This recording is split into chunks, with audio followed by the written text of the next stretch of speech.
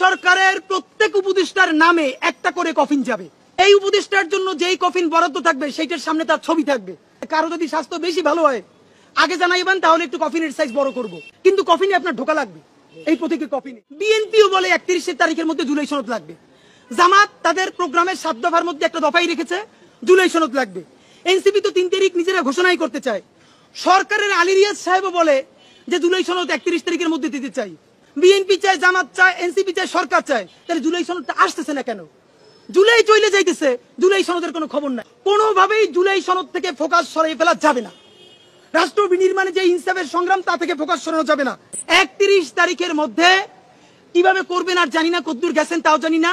যে কোনো উপায়ে আপনাকে জুলাই সনদ ঘোষণা করতেই হবে। সময় 31 জুলাই, ওই দিন ঘোষণা করলেও হবে না, মিনিমাম তার 2 দিন আগে এইটাকে খসড়া ওয়েবসাইটে প্রকাশ করতে হবে।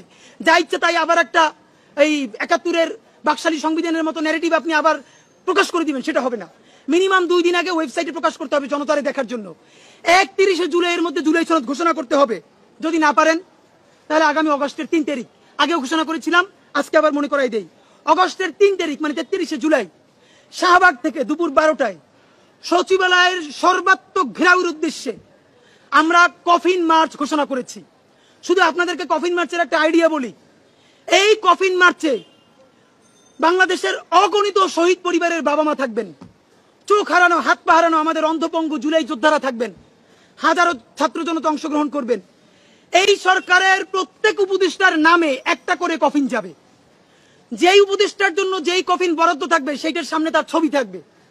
অপশন একটা উপদেষ্টাদের জন্য আছে, কারো যদি স্বাস্থ্য বেশি ভালো হয় আগে জানাইবেন, তাহলে একটু কফিনের সাইজ বড় করব, কিন্তু কফিনে আপনার ঢোকা লাগবে।